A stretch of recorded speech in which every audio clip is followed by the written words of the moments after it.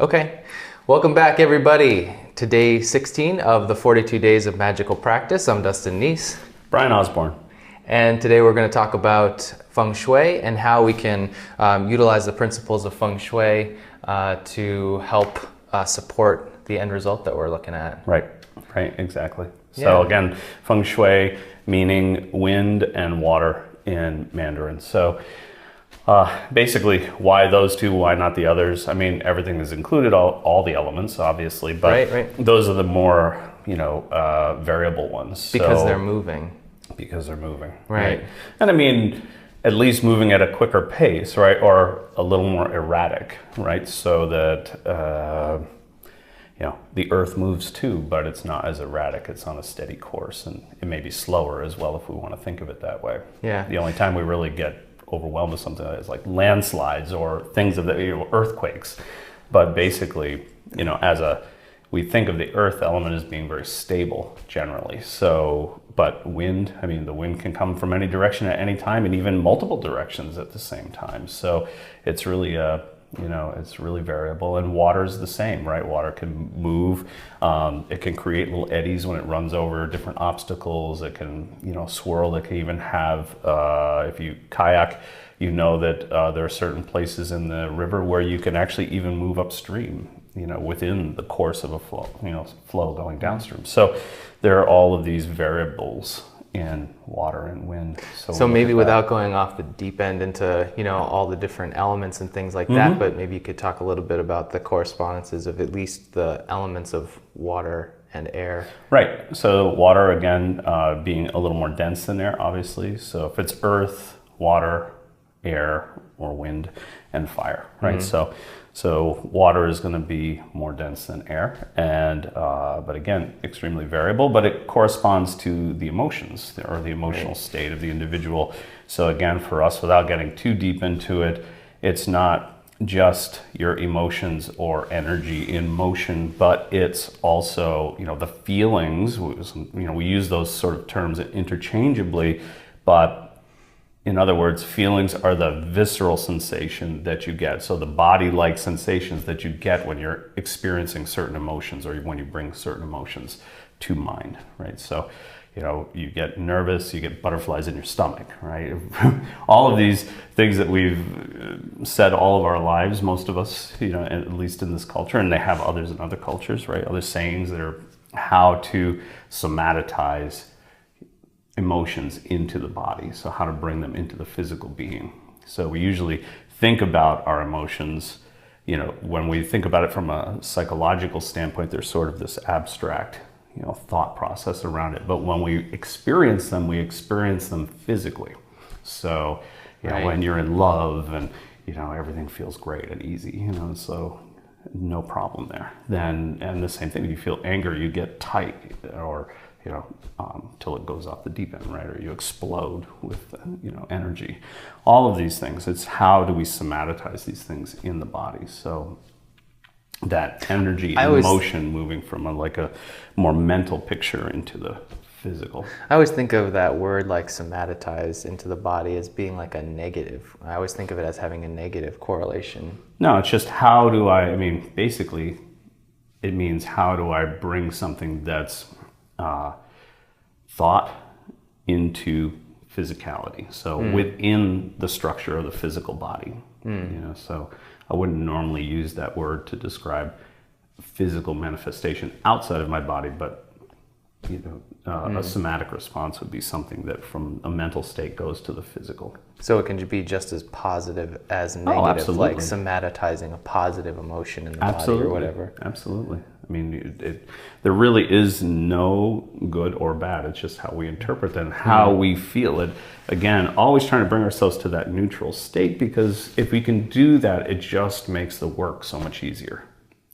Always looking for that neutral territory. It's how we represent it in our minds, but good or bad. That it's easy to say, but tough to do, because of course, if we're looking at manifesting or creating something new in our life, we're always thinking about like that situation the way it is right now as kind of being bad or the negative expression, and then something good that we want instead. So we always kind of, at least for myself, I always label those things. Yeah, I think most people do label it. I mean, we label almost everything to sort of give it context within our life. So, but it's all relative too. So if I have an injury, it's bad because I'm limping around, but it wouldn't, it's good compared to having something where I couldn't even walk. So it's all relative to the state that you're in at the time. And we do that sort of automatically, sort of base it on that. But a lot of times people will just focus on the negative aspect of that. But I'm always trying to flip and look at it from both sides and say, okay, it's bad compared to this, but it's good compared to this. And so always putting, it sounds like I'm always trying to put a positive spin on it. It's like a negative event in my life. What did I learn out of that? And so, instead of just saying, well, that sucked. Well, relatively speaking, it did compared to the rest of my life. But what lesson did I pull from that? What am I going to not repeat again to have that occur again? Or what I'm using it as a teachable moment for myself, basically. So it's, again, it's the relativity of what you're looking at. It's bad in one respect, but it could be very good compared to something else that might have happened. Right? Or something that happened in the past, and this time it was a little bit better. It wasn't perfect, but it was better. So, and I keep revising it and going in that direction. But anyway, so that's a little deeper on the somatizing. But that's the idea, right? So, and air is the mental aspect, so the thinking aspect, analyzing aspect. So it's in that case again, when we think of the wind as moving in all kinds of directions, multiple directions at once, or swirling around us, all of that.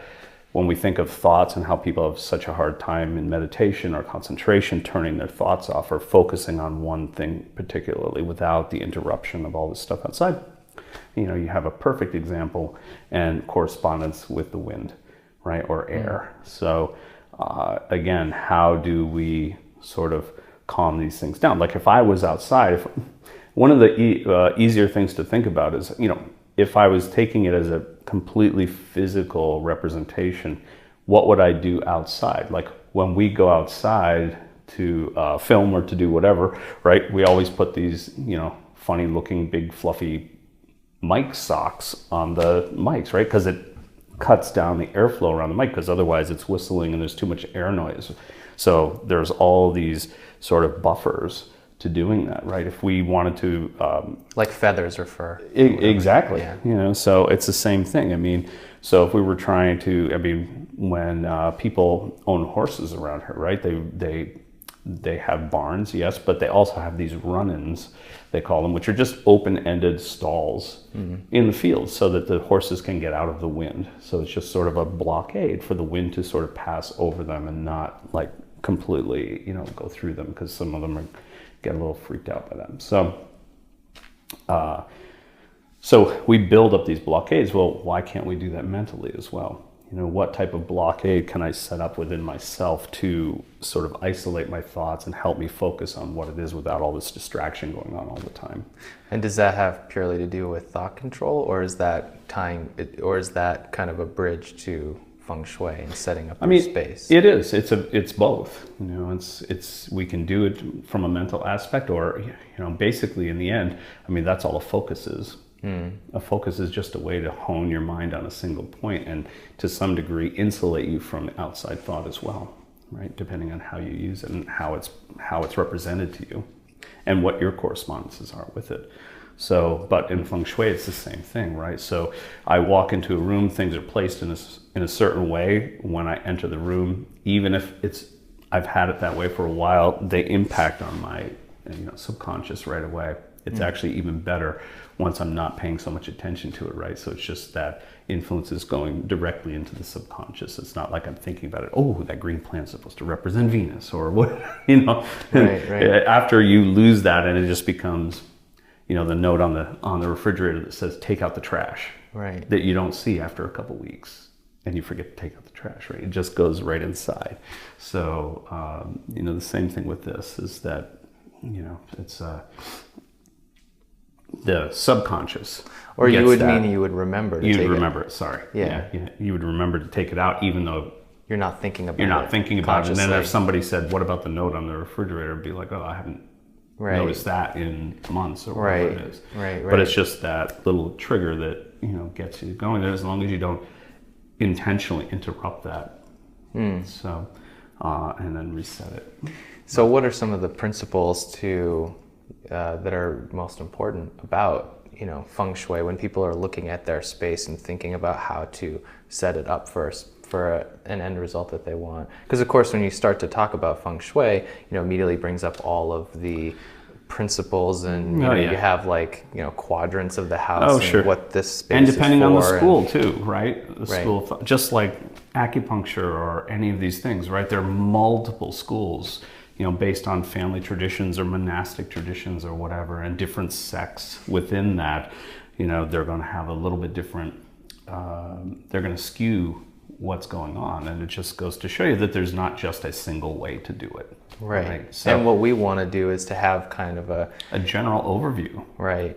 And have a good understanding of the basic principles, so we can actually utilize them without spending like 20 years studying within a specific school of, you know, thought or whatever to make something work for us. I mean, that would be totally impractical. Right. And the idea is to constantly, with all of these short lessons, is to have an impact on everyone about just sort of the principles, you know, as carrying more weight than the technique or the formulas that we use in these, you know, sort of rendered down versions of what we do. So the idea is that, again, we always come back to the same thing, that everything is energy. There is only the one thing.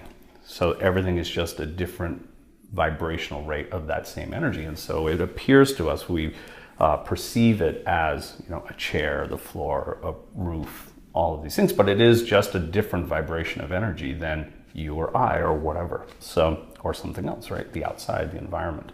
So, but it is an environment that's vibrating, and we live inside it. So the house itself, home. Right? So even if let's say worst case scenario, you're working 2 jobs or whatever, and you're only there to eat and sleep, and that's it. It's just an apartment or whatever it is.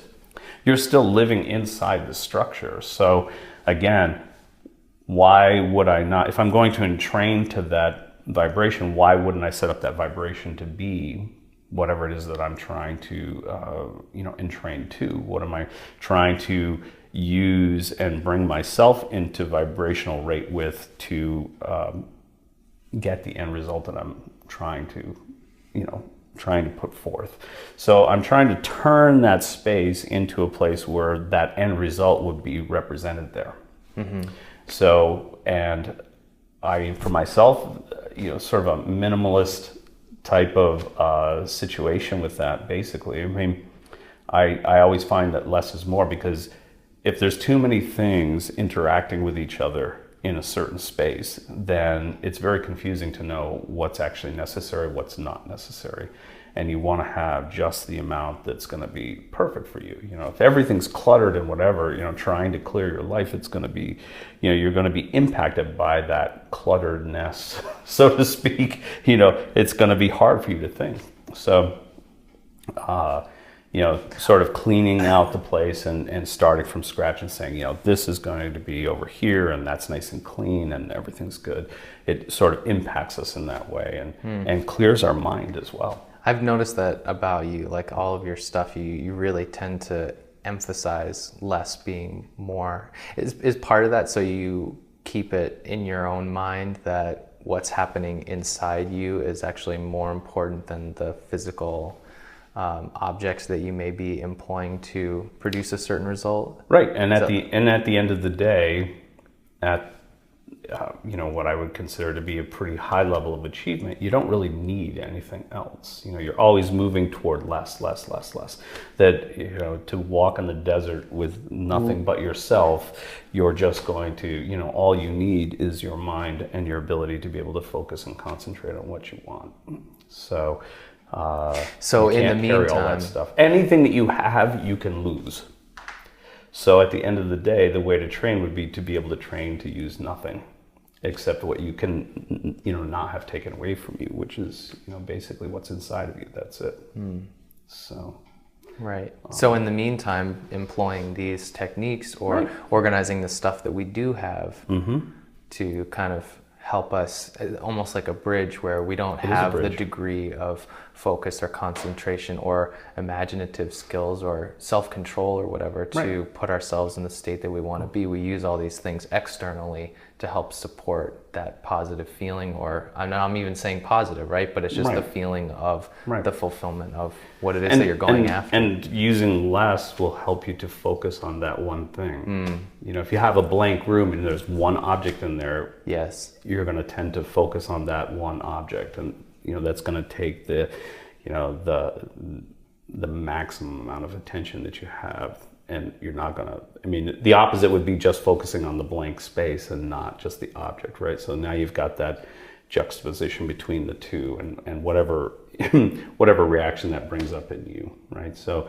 yeah, I think it's important to sort of really be pretty judicious with the amount of things that you have out as focus items, or the way that you decorate, or however you want to think about it. In feng shui, it's basically what is the end result? What's the end result that I'm trying to achieve, and what does that look like in this space? And then I'm designing that space to sort of represent that achievement already. That's how it works. What do you mean by that? Like symbolically, or yeah, you know, basically. or what? I mean, what are the because factors? I mean, if you're thinking, okay, I'm going to have, you know, I'm not saying like go out and buy all brand new furniture, or you know, okay, make this into like, you know, Cribs on MTV, right? So it's like it's going to be, you know, how, you know, what do I have here? What can I move away, store, bring out, you know, put into use, put into place to represent that idea already accomplished? What do I have to do that? What is it? How does that make me feel? And then really checking in with yourself over a couple of days, maybe changing the location of something, or you know, starting from scratch. So basically, you know, that idea of, you know, for us, you know, looking at the essence of things, and you know, what am I looking at here? It's like, yeah, I'm looking at how, you know, if my environment truly is a reflection, perfect reflection of my interior state, what does my space look like now? And if I can say, you know, this equates to that, and then I'm trying to get to another place, and I'm saying, what does the space look like then? You know, how do I make the transition from here to here? So from point A to point B. So what would my place look like? How do I need to feel to be in this space? And how am I going to use what I have here to move to that spot?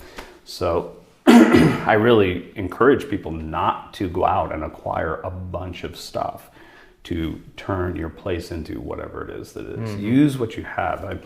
You know, one of my favorite movies was Apollo 13. You know, so, and my favorite scene in that whole movie is where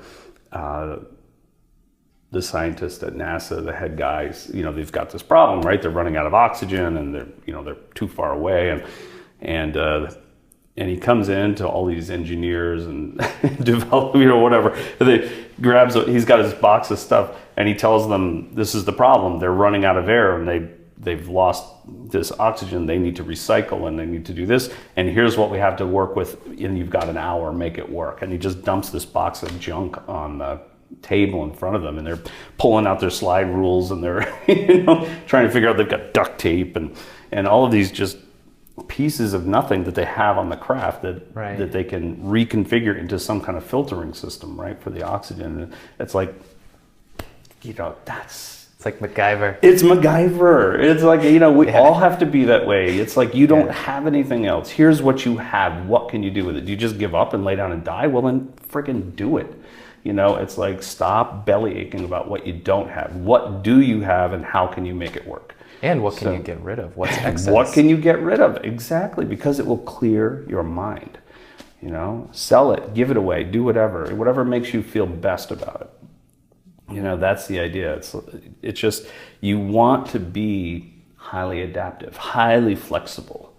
You know, the people that are the very best in every industry are literally that. You know, they're highly adaptable, highly flexible. They're not locked into anything. And it's like you could dump them in a room and they'd find ways to do things. It's like, be the Tony Stark of your life. You know, here's a bunch of junk in a cave, put it together and become Iron Man. You know, that's the idea. It's that flexibility of mind, and just, this is all you have. What are you going to do? You got two options. You know, just give up and die. You know, you have the ability to try and succeed, or you try and fail. You know, but either way, you're trying, you're doing. You know, it's that doing that most people have lost. It's the complaints about not having that keeps them stuck where they are. And waiting to do until you have a perfect understanding of... Paralysis by overanalysis.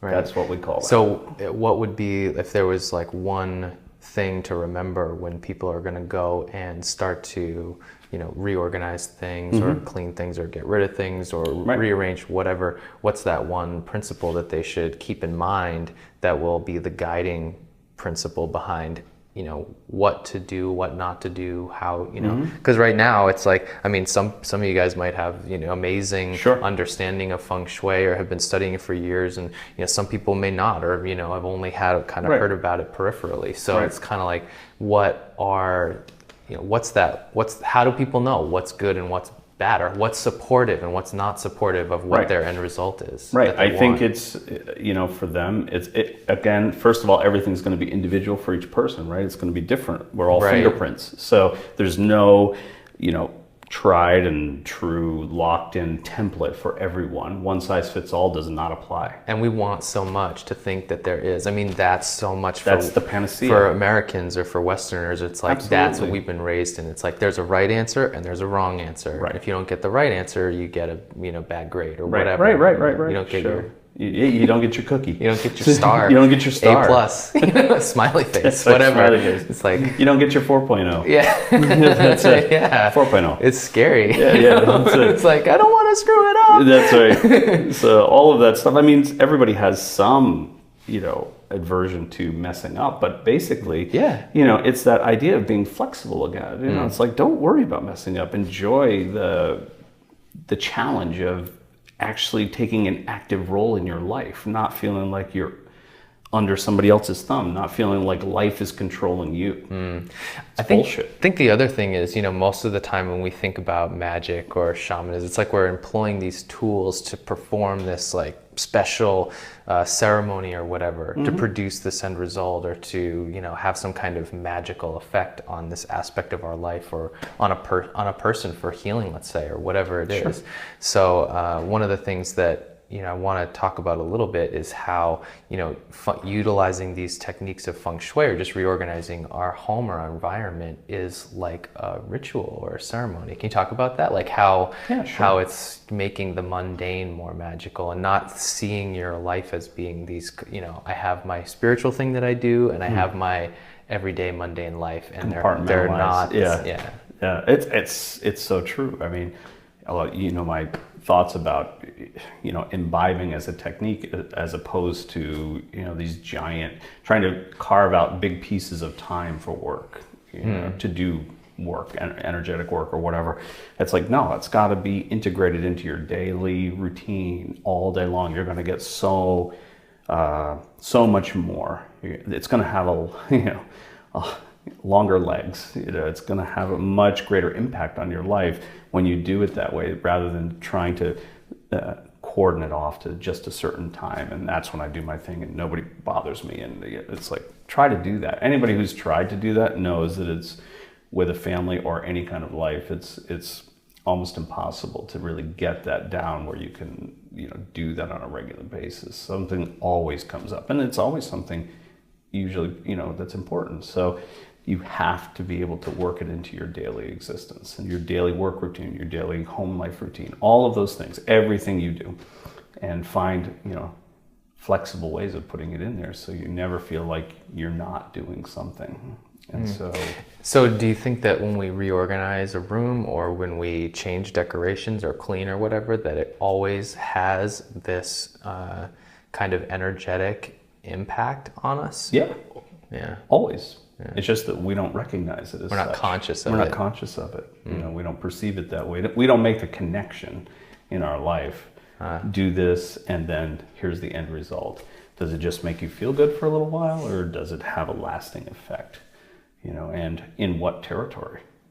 Of your life. Of your life. Yeah. What of those 4 areas is it having a positive impact on my, you know, relationships, my wealth, you know, my success in life, or, you know, my spiritual connection? Is it all 4? You know, bonus. You know, but if it's even 1 or more, you know, are we making that connection? You know, it's like very rarely do people actually make that connection. So unless it's sort of instilled on a regular basis, and you see the end result, and you make that connection, you know, you connect the feedback loop when you say, I did this, here's the end result in my life. This is what's changed in my life, better or worse, and it's because I took this step. Now, if it's something that didn't quite go right, then I'm gonna move it or try something different to see what the end result is, right? I'm making that feedback loop connect. So when I do hit, I'm adjusting, right? It's like, I mean, think about all the things that we do for all of us, right? I mean, the little things that we do every day that are adjustments. We look at the speed when we're adjusting our speed in our car when we, you know, go to work, right? Some areas are 30 miles an hour, some are 55, some are 65, and everything in between. And, you know, oh, there might be police up here, so I'm gonna slow down. And, you know, we're always adjusting. Everything we do is adjusting. We work on the computer, and, you know, we're adjusting the sound volume. We're doing, you know, we adjust things all the time. Why wouldn't you, you know, put these adjustments and think about it into your life? You know, whether in this case specifically, you know, your environment in your home, whatever that is, whether it be a studio apartment or a grand estate, right? So you're looking at it from the same viewpoint. It's time where you're actually immersed within a vibrational structure that's impacting your vibrational structure and causing it to change one way or the other. And you're having this loop that's feeding back on itself, right? So, you know, you're feeding into it, you're changing things, and then it's feeding that resonance back to you and sort of changing your state of mind, which then when you're entrained to that, when you walk out, that change follows you, right? It doesn't just disappear. It's not like, oh, I left it behind and now I'm walking out into some other environment. You know, that state changes as you move forward, wherever you go, to work. You know, if you feel great at home all the time, you're probably going to do well at work as well. You know, it's like there are all these things, they all tie together. So anyway, to bring it back, because we'll go off into like the nether regions forever, okay? It can be as ridiculously minute in detail, you know, and we want to give them a broad spectrum so that, you know, we have, you know, a good place to start. So my first thing would be to draw a diagram. If I'm going to just use a room, I'm just using a room. And if it's, you know, each room could possibly be something else and relate to some area of your life. If we were using those 4 basic areas, and even within them, subsections, right? So, but if I just have, let's say, you know, we just have a room and we're going to do success of some sort. I mean, most people think of, you know, success. If you have an office in your house, that would be the place to do. If you don't have an office in your house and you work for somebody else or whatever, then probably the living space would be the place I'd be working with, because that the living room or the family room or something. Exactly, like because that's where I relax, right? That's where I can enjoy what I've acquired, or that's what I can, you know, I have my time, my downtime there, and I want to be influenced with that idea of success in that place. So, because without success, you're just beating things down all the time, right? So with success, you get a chance to relax a little bit. And so, you know, that's the place I would represent that. You know. So you're just then looking around the room and saying, you know, I'm making a little diagram for myself. I like to make a diagram just so that I can see what's there now, and I just sort of really loosely sketch out, you know, where things are. I don't have to do it to scale or get that crazy about it, right? I just look at the things there. And of course, once I have that set, and I look at things and I say, here's what I have to work with. What of these things placed in this room where will make me, feel the way as the end result of what I'm trying to achieve. It'll make you feel like the thing that you want is already done. Is already done. Yeah. So, without buying anything new, or, you're just rearranging. It's the art of placement, right? So that's the idea. So again, and at the same time, and remember that what it is right now is producing what you have right now. Make that distinction first. What it is right now is producing what you have right now. So what am I going to do to shift that? Here's where I want to be. If there's a great distance between those, you may need to completely rearrange things. If there's not so much, you just want to change things a little bit, well, then slight augmentations of what you're doing will kind of bring you into that space or farther away from it. And so then I'm making a little micro adjustment again in the other direction to see if I can get it closer to target. So, but I like to work from a diagram just because I know where things are first. This is what produced this. And if I'm looking at it from that, once I write it out, we're back to writing it out, but that's what it is. Here's where I am right now with this, which we've already done, hopefully, in the beginning. What do I want? Why do I want it? Here's what it is right now. Here's where I want to be. This is the basic diagram of how the room looks now. Here's a blank diagram of just the floor space. What would cause me, how would I rearrange this with the things that I already possess to mimic that? It will put me in that state, already as if that was accomplished. How do I do that? And then it's just the basics, the first, basically again, pick the room you're going to use. And just my preference, I would do like the living or the family room as a success place, so your personal success. Relationships, bedroom for sure. Spiritual connection is a little bit different, right? It's a little bit, it depends on what you need, but I would say that most people probably, a lot of people these days have a meditation room or a place where they meditate or do something like that. Especially if people are watching this and they're involved in this type of thing one way or another, they probably have a space that they use for that. Then obviously that would be one space that I would adjust. The other place, if you don't have something like that and you're looking to do that, one of the places that I would adjust would be your closets, because closets represent the subconscious. And so, people, if you're confused or if it's, things are overwhelming or whatever, the first thing I have them do is clean out their closets. Get rid of the stuff you don't use, don't need, that you don't even know you have anymore. So that's always a good indicator that things need to be cleaned out. And health? Kitchen. That's where I would use, because it has the most rotation, right? You go in there to eat, you prepare meals, you're doing whatever. There's a lot of activity. Again, the kitchen's usually the heart of the house, right? Even when there's people over, people tend to, sort of move and they want to be around the kitchen. They want to be where the food's prepared and, drinks are prepared and all of that. So it's sort of like, it's homey. People feel comfortable there, so they want to sort of be in that location. So that rotation is great, because transitioning health conditions or things like that, it's constantly moving. And again, health conditions tend to come up from stagnation. So I'd be looking at that as being, are there always, stacks of dirty dishes in the sink, or does the trash always need to be taken out? Is it all, is there, what's stagnant in those areas? And can I move those first in order to get things moving? Once it moves and you've already connected the idea of this room with my health, you're already starting to put your focus in that direction. Just doing those physical things, but they become ritual, even though most people wouldn't think of them that way. But once I make that correspondence, once I make it my focus, once I make that connection, everything that I do in there is going to have that energetic push to move those things and to have that correlation. And then again, constantly looking for that appearance in my environment within myself, right? Or my environment outside of myself. How quickly do you usually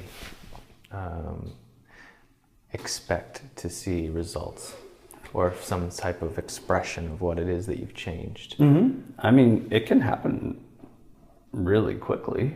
I mean, within moments of, sort of, let's say, finishing the process. I've had it happen within the span of time when I was in the process. But it can be, weeks. I mean, I would think, that you start to see subtle differences, and then as you do, you're compounding it even more. If you're not perceiving, I would say, here's a better way of looking at it. If I'm not perceiving, and I'm trying to be hyper vigilant about it, if I'm not perceiving any change whatsoever, up or down, it's just sort of plateaued, it's exactly the same as it was when you started, you need to change something else. And I'd say if it's not doing that within 2 weeks, I would switch it up, change something else, with that idea that as I change this, it will have some influence on me, and that influence within my subconscious will have some influence in my environment that I see. It will have it. It's just, it may be so small and so subtle that you don't notice it right away. But if that's the case and you need to build that confidence factor, then change something. Don't wait around, don't wait forever. Don't think that you have to give it, you have to give it some time to produce. But basically, if it's not doing it within a couple weeks, I switch something around. I may not make a 180, but I'm definitely going to, change things a bit, just to see. And constantly doing that and sort of letting it go and then being hyper vigilant again. If you're putting attention on that, you're going to see change. There's no doubt about it. What do you think are the factors involved in whether something has a very fast effect in that area of your life or a slower one? What do you think is the determining factor there? Confidence. Really? Yeah. Yep. And confidence is built basically by consistent results. Doing something and getting consistent results. I mean, most people have the confidence that they can tie their shoes by the time they're 20, I would think, hopefully. So it's from doing it thousands of times over and over again, right? So it's the confidence of, expecting that it's going to have that change, expecting that there's going to be some difference than when I started. And knowing from your experience that has been the case, and that it gets quicker and quicker all the time until it just becomes, you do it and you just know it's done, and that's it. All right. So, right now, some people have, maybe a lot of confidence that what these kinds of things that they do in their life are going to have small or large effects. Some people may not. Some people may be in the negative, where they feel like they've tried a million things and nothing works. So they have actually like a negative confidence story for yeah, exactly. Where you're like, nothing works. This is shit. Nothing. I try this. I do that. I do this. Is there? What would you say to that? What would you say to somebody in that place? I would say, make it more simple and just focus on one thing. Most times when I find people do that, they've, not that being eclectic is a bad thing, but it's being eclectic within. What do you mean by eclectic? Using all kinds of different things. I find that people that have tried a lot of different things, they end up combining a lot of different of different spiritual practices. Exactly, or whatever. They've done yoga, they've done qigong, they've done tai chi, they've done this, they've done that. They've done prayers in a mosque, they've done shamanism, they've been out in nature. Which in and of itself is great to have this wide range of experiences first, and then sort of focus in on what you're naturally move towards. That's fine. But then to sort of, what people do many times is they start to put in a little bit of all these things, thinking they're going to build this super perfect system for themselves by just taking the best of all these things, and all they do is just confuse themselves, because the correspondences for one counteract the correspondences for another, and it just becomes this jumbled mess, and then they think it doesn't work, because obviously that doesn't work. So you need to start from a simple place and layer it in a nice, easy way, so that you get confidence from consistent results. That's it. Consistent results. So start from the basics, clean out the clutter, start with one thing and do that and see what results you get. If it's not quite what you want or it's not up to par, then you're going to change things slightly, until you get the results that you're looking for. Well, as soon as you do and you make that connection that I got this result because I did this and I'm making that loop, then you're going to keep doing that over and over again.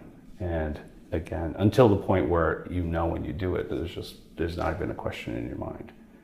It's like, I don't think you'd be anxiety ridden if I said, go put your shoes on. Right. You wouldn't be going, oh my God, am I going to be able to do it this time? 2 bunny ears tied around and go through the hole. And, it's like, oh, I don't know. It's the same thing. It's a confidence of being able to do it and having consistent results. You've tied your shoes a million times. So it's like, yeah, no problem. I'm going to go do that. There's not a question in your mind that it's going to happen. You need to be like that with this as well. And starting from a simple place is always the best. Stick to the principles and you'll be in good shape. Yeah, don't get too... Throwing more crap at the wall to see what sticks is not a way to go. It's just going to make you more confused and more frustrated. So stick with the simple and build on that. That'll be the foundation that you can really build a great practice on and get the results you're looking for. Cool. Yeah. All right. So for people watching, what would be, maybe building the floor action plan? points. Yeah, the action plans. Yeah, do this. Yeah. Try it. Where do I go from here? Pick a room. I mean, compare. You can use my picks or you can pick whatever.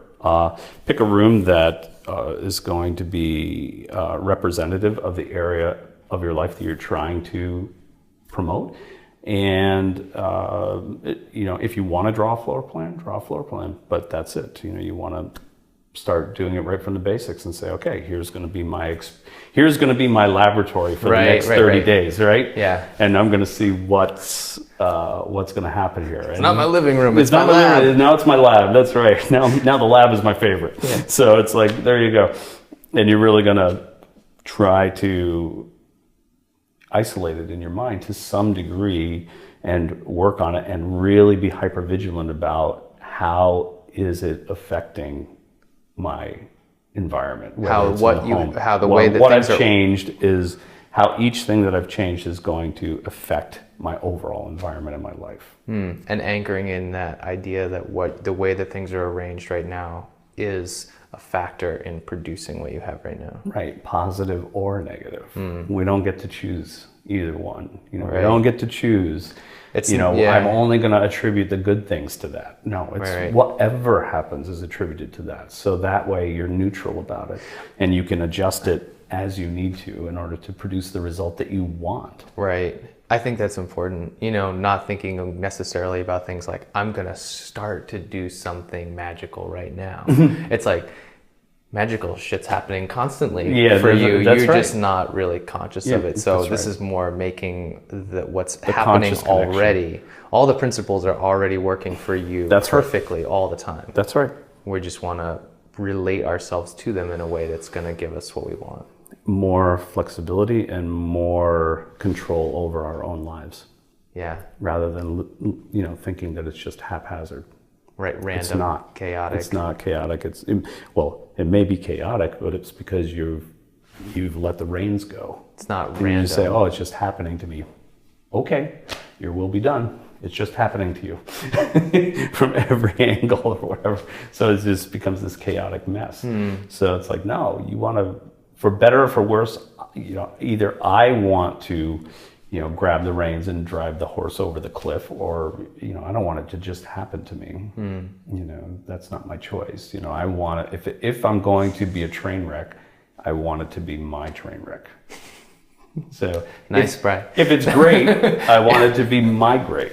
Right? Yeah, not because somebody handed it to me, or I think that, somebody or something gave me because I said the right words or I did the right thing. No, it's not a reward system, good or bad, negative unless or you positive. think it is. Even if you think it is and you move in that direction, I mean, Where you think if I'm doing good things, so I get good things, or I've, all whatever you've come up with in your mind to make it make sense for you, that's okay. But the principles still apply. It's basically what you think and believe about your own life is going to be what it is. Yep. So this is one way of looking at, all the things that you've set up, that you've done as causes for everything that's happening in your world. Right. I mean, just to put, sort of a last caveat on it, or otherwise, again, we're going to go way off the deep end. But you don't want to go off? Go way off the deep end. Have we not gone there already? So it's the whole idea is like one of the debates, psychology-wise, is that, again, that the interior expresses to the exterior, right? So that's their whole claim to fame. And just recently, within the last few months or so, there's been a woman psychologist who ran a study. I believe she was at Harvard, and trying to see if that was really true, or if there was a feedback loop working in the other direction as well. So the physical expressing through, expressing either not just emotionally, but can something that you do in the exterior world influence your biology on the interior? Right. And she proved that it did. So basically, they had baseline blood samples of those participants. This happened to be, a study that was with women, and they had them just strike. So they had a baseline of their chemical, makeup blood-wise, and then they had them strike like they called it the Wonder Woman pose. So it's like basically the hands, on hips, and right. Is that the woman that has the TED Talk or whatever? Yes, posing, Cuddy's, yeah. And so the posing, and then they took their blood samples afterwards, and they had on average, it was a 20% spike in testosterone and a 15% drop in cortisol, which is the stress hormone. So they had a tendency, after doing that over a period of time, 2 minutes per day without anything else changed in their lives, they started to, take more risks, in a good way, not a bad way, obviously, in a good way. They took more risks. They were, had more energy, obviously, because testosterone really, boosts up your energy. It's the building, sort of hormone, and a drop in their cortisol levels, which is the major stress hormone. So just doing that one pose and sort of entraining to that feeling of being that, Wonder Woman, strong and secure, and all of the things that embodies, whatever they had given them for correspondences, and probably more of their own when they started thinking about it, and as they were doing it more and more. So yes, I mean, and the same thing by extension can happen in your exterior environment as well, your home. It's like striking, here's the pose that's creating what it is now.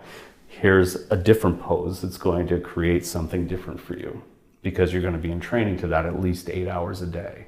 Right. So not just 2 minutes. Not just 2 minutes, right? So it's going to have this effect. And the more that we make that correspondence that this is affecting this, the more confidence you have that that's actually happening. You're going to be more conscious about what you do with that. You're not going to let the place get cluttered. You're not going to let the place, unless cluttered is good for you, right? You're not going to let the place get, overly dirty, or you're going to clean things up. You're going to take care of it. You're going to want that space. When you're getting positive results, believe me, you're going to want that space to be in the best shape possible, right? So it's like you have to see that end result is directly related to that. And when you do that and you act on that, that even puts more energy into it. Your mind is completely linked with that idea. And when it happens, it helps you. So those would be my action steps for this segment. It's kind of a lot of stuff that we went over, but it's such a broad, like all of the things that we've done, it's such a broad area, right? I mean, it's like you said, people study for 20, 30 years to become masters of this. So it's, there are a lot of intricacies. But you don't need to get results. No, not at all. You just need to know the concept and the principles and then apply it, in a way that's going to make sense for you. Right. But the basic ideas are pretty simple.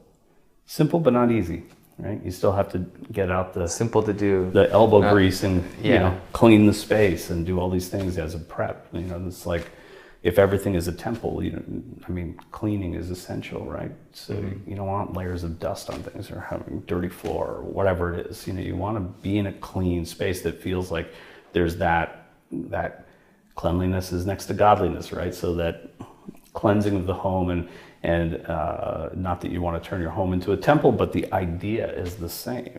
Why would you not want the body of the house that you're living in to be, as clean as possible? We take a shower every day or whatever it is, right? So it's the same kind of idea. You want to have that same sort of correspondence in your mind going all the time so that it has the positive effect that you're looking for.